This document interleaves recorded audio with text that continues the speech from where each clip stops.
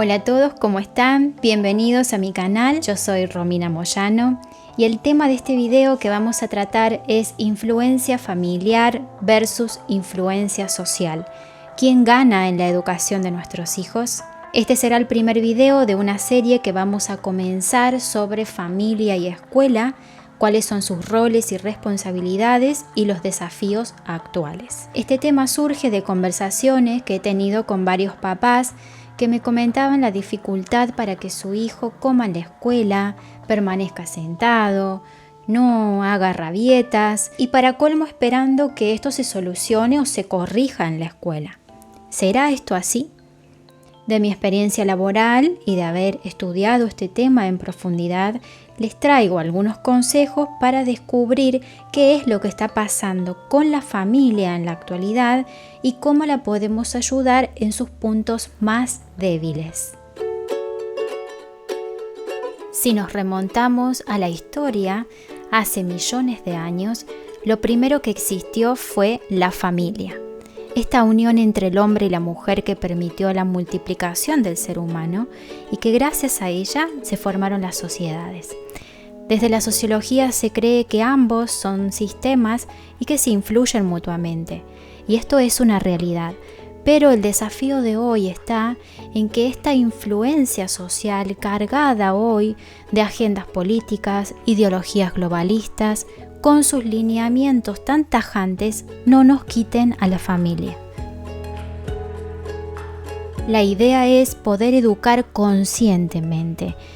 Y con esto me refiero a ser conscientes del cómo y el porqué de una estructura familiar, la disciplina, los límites y el proyecto de familia que se tiene y toda la transmisión de esto a los hijos. Por eso les invito primeramente a abrirse como matrimonio, hablen y dejen en claro cuál es el proyecto de familia que quieren. Lleguen a un acuerdo para hacer más fuertes los lazos que unen a la familia, haciéndola permanecer hoy más firme. Traten e investiguen los temas culturales que están rondando en nuestra sociedad, como los que dijimos anteriormente. Ustedes y nosotros como padres no ocupamos cualquier lugar en una familia. Somos los fundadores.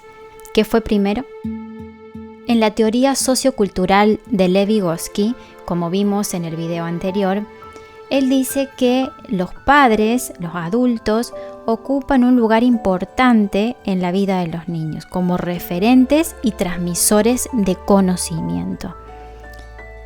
Por eso, seamos capaces y sabios en saber aprovechar esta cercanía con nuestros hijos. Él dice que es la zona de desarrollo próximo y esto sería un lugar estratégico para que podamos educar conscientemente, inculcando una dirección, marcando una guía y una estructura. Con estructura me refiero a inculcar valores y principios. La idea es que nuestros hijos puedan crecer formando una identidad sana, clara y sólida. Entonces, ¿cómo tiene que ser esta estructura, esta dirección? Esta se da a través de una organización en el hogar, a través de rutinas, horarios y límites claros. Con rutinas y horarios nos referimos a que éstas brindan tranquilidad y también una autorregulación emocional. Esto significa que el niño, cuando sabe lo que viene o cómo se hace algo, tendrá una cierta calma en su interior. De lo contrario, estará en un estado de estrés, de inquietud constante por no saber lo que sucederá a su alrededor. Por lo tanto, las rutinas nos permitirán anticiparnos y estar preparados.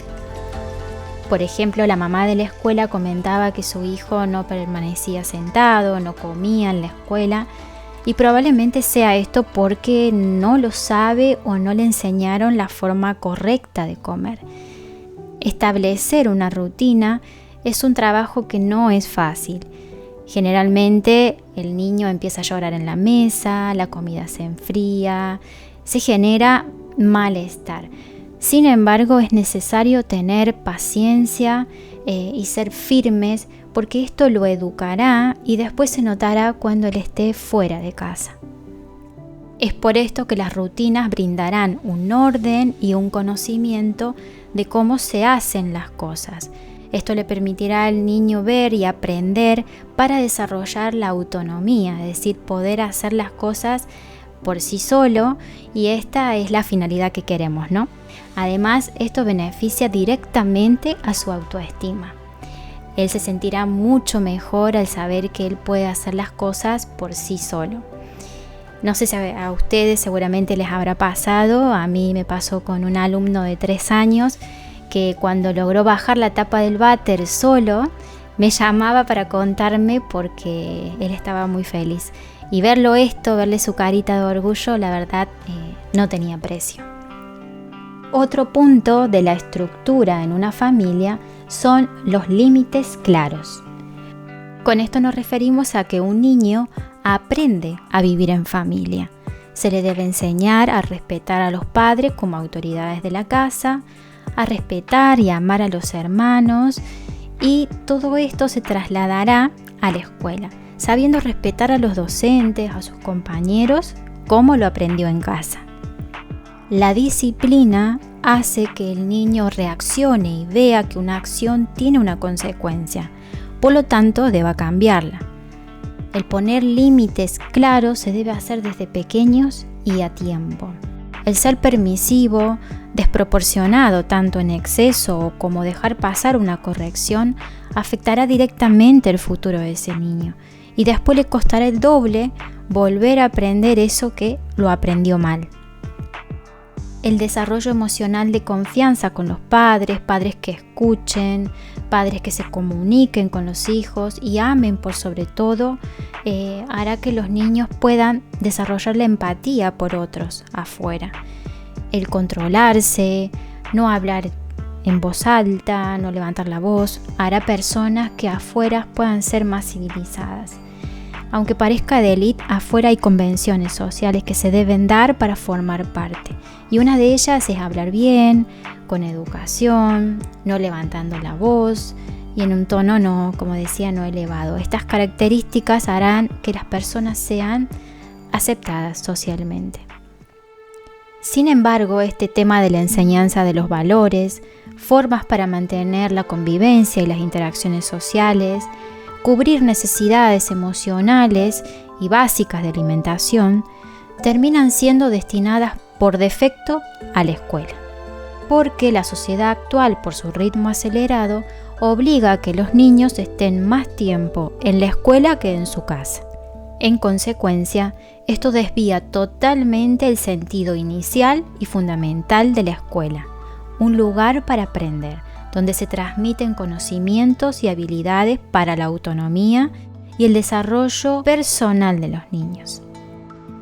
Volvamos a la familia. ¿Cómo ayudo a mi hijo a que se identifique bien con los padres? Estando presente. Hoy tenemos una sociedad convulsa por necesidades y obligaciones que cumplir, que terminan sacando por mucho tiempo a los padres de su casa. Por cansancio, por dinero o comodidad, vamos dejando esa responsabilidad. Hoy en día es muy difícil aprender de alguien si no está.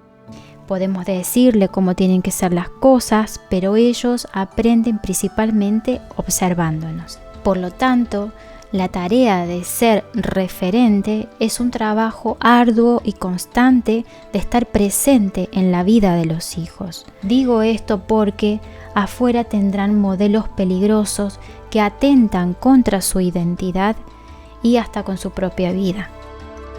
Les invito a esforzarse, a analizar y velar para que llegada una edad podamos estar tranquilos de que hemos hecho un trabajo. Porque cuanto más crecen, más difícil será reconstruir una identidad, ya que empiezan a tomar sus propias decisiones y a forjar sus caminos lejos de nosotros. Trabajemos para que ellos no tomen malas decisiones y tengan que vivir las consecuencias de ellas.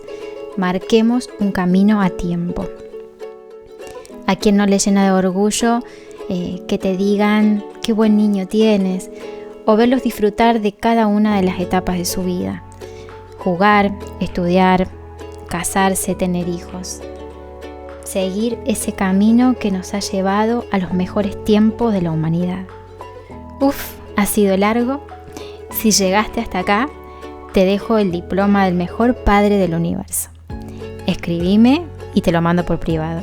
Puedes dejarnos también un comentario si te ha gustado, cuál es tu opinión. Activa la campanita para recibir todas las notificaciones de esta serie de videos. La próxima nos vamos a la escuela. Abrazos a toda familia y nos vemos en la próxima.